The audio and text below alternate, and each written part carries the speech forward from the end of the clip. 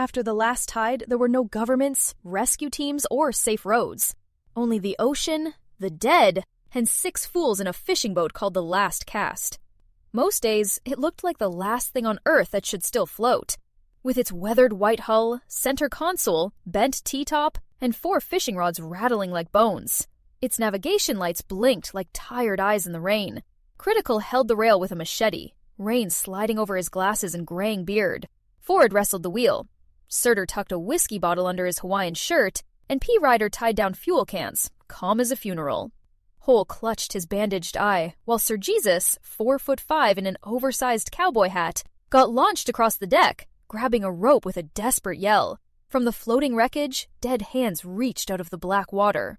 Critical looked at the storm, then at his crew. Everybody still stupid enough to be alive? Sir Jesus coughed seawater. I am aggressively alive. Surtur patted his bottle. So is civilization. For weeks, they crawled along the ruined coast. Burning towns stained the horizon. Empty docks groaned, and zombies wandered beaches where families once built sandcastles.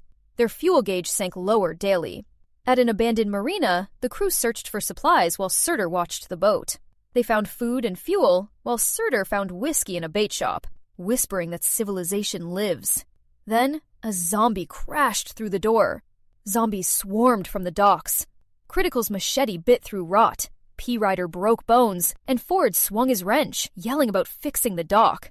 Sir Jesus attacked ankles with a kitchen knife, and Hole smashed them with his guitar until a burst of shattered metal tore across his left eye.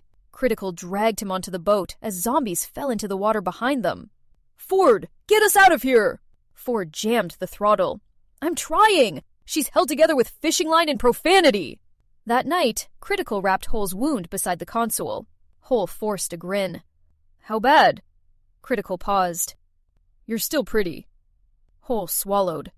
That bad, huh? They rationed food and shared whiskey while P. Ryder stood watch. Then the radio crackled. Any survivors receiving this transmission?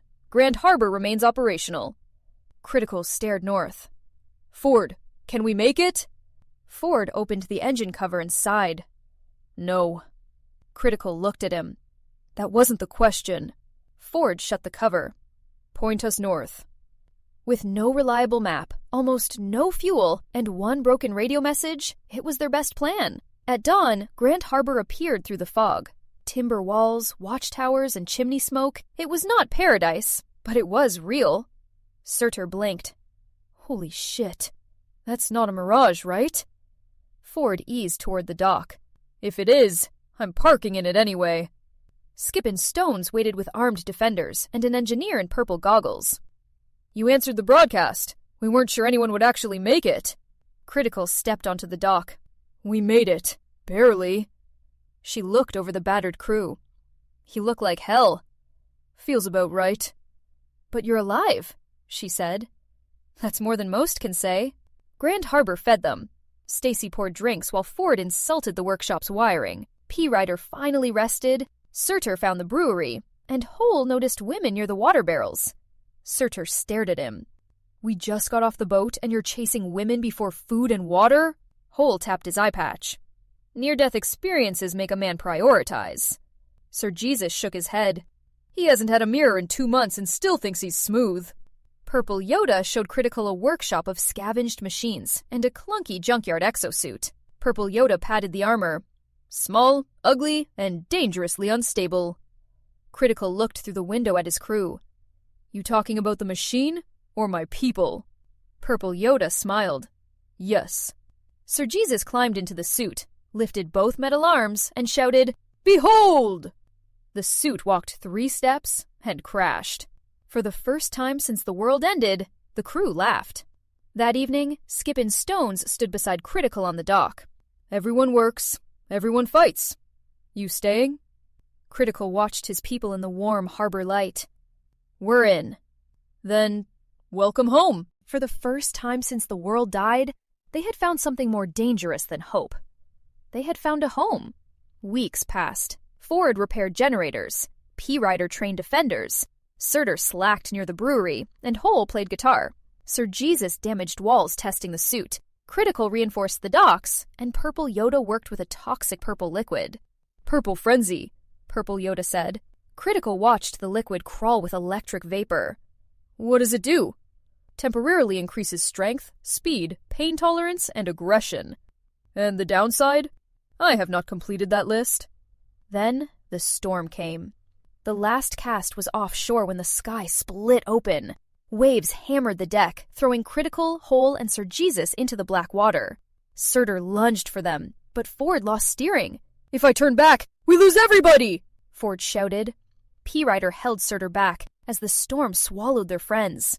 Critical woke on a rocky shore, his ankle screaming.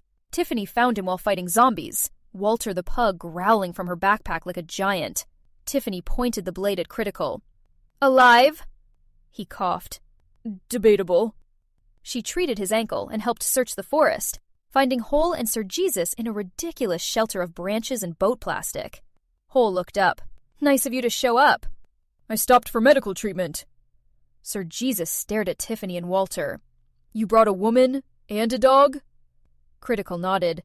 The dog did most of the work. But while they limped home, Christmas bells rang in Grand Harbor. Purple Yoda looked up to find Flat Earth Santa in the doorway, bald, dirty, holding a barbed wire candy cane and a disturbing puppet. Santa smiled. I hear you've been making miracles.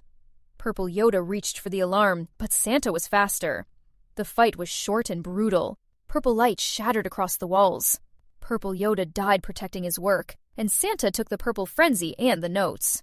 On the dock, P-Rider met Santa under emergency lights. He cracked Santa's teeth, but Santa hooked P-Rider's left forearm with the candy cane and crushed it. P-Rider screamed. Santa escaped into the night with a bald driver at the wheel. Critical arrived too late, finding Purple Yoda's body in the ruined workshop. Later, P-Rider woke in the infirmary, his left forearm gone below the elbow. Critical sat beside him. P-Rider stared at the empty space. Tell me we're going after him? You need to heal. That wasn't the question. Critical remembered the engine, the fog, and the first impossible choice. Yeah, we're going after him. At Purple Yoda's funeral pyre, the crew stood in silence. Critical placed one of Yoda's tools near the flame. No one casts alone. One by one, the others answered. No one casts alone. Several weeks later, the last cast headed north again. Critical, Ford, Surtur, and P-Rider stood aboard the battered boat. P-Rider's left forearm now ended in a scrap-built hook, his right hand gripping a chain. The sea went unnaturally calm. Ford studied the sonar. That's either a malfunction, or we're about to have a very bad day. A rotting tentacle erupted from the water. The zombie kraken rose, scarred with hooks and undead flesh. Tentacles slammed the hull. Critical hacked with his machete. P-Rider struck with his chain. Ford crushed meat with his wrench, and Surtur threw bottles, screaming insults. A tentacle smashed the whiskey crate. Surtur went silent. That was 12-year-old whiskey. Critical turned. Surtur, I know what I have to do. He stuffed cloth into the last bottle, lit it, and faced the monster. Drink responsibly. The bottle vanished into an open wound. Fire bloomed under dead skin. The kraken screamed and sank beneath the waves, burning but not beaten. The boat drifted, smoking. Ford checked the engine. She'll run, Critical asked. For how long? The motor coughed black smoke. Ford shrugged. I didn't say that. Ahead, red Christmas lights glowed through fog. Dead Man's Harbor rose from the coast. A decaying beachside mall wrapped in barricades, dirty decorations, armed guards, and bad intentions. Inside, Flat Earth Santa ruled the Flat Earth colony. In his laboratory, Purple Frenzy hummed with a low electric heartbeat. Santa forced a prisoner to drink it. The man surged with strength, then collapsed dead. Santa watched without sympathy. Adjustment required. Bring me more volunteers. In the club below, Mel Soder leaned close to her husband Rick. He's going to kill everybody in this place, Rick muttered. Mel's snow leopard coat flashed purple in the red light. Not if we take the canister, take the notes, and leave before he notices. He notices everything. Mel smiled. Then we make sure he's looking somewhere else. At Santa's war table, a map showed a military base surrounded by 10,000 dead. Santa raised the Purple Frenzy. The old world left us tanks, aircraft, and enough firepower to crown a new king. We clear the base. We take the weapons.